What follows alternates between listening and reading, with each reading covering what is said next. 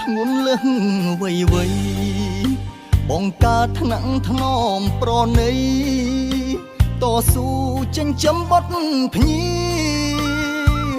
ទោះក្តៅភ្ជុំភ្លៀងសង្វាតមិនត្អូញរុញរីកូនតូចរហូតរៀបការក៏នៅរក្សាបារម្ភចំណែកគុណគ្រូជាគុណទីពីរលះបងខិតខំសំភីបងរៀនវិជ្ជាអប់រំសិស្សរៀនពូកែគេថាមកពីពូជពង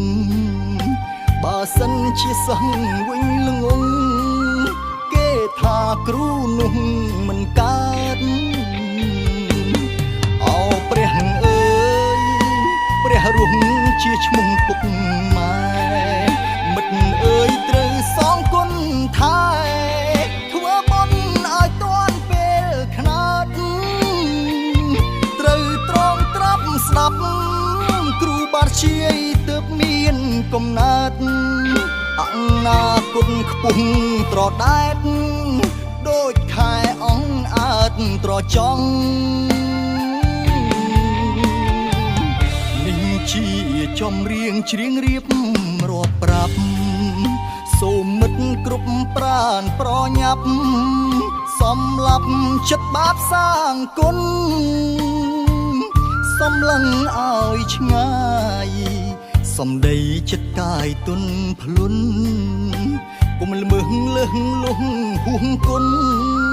គុណម្ដាយគុណឪពុកគុណគ្រូ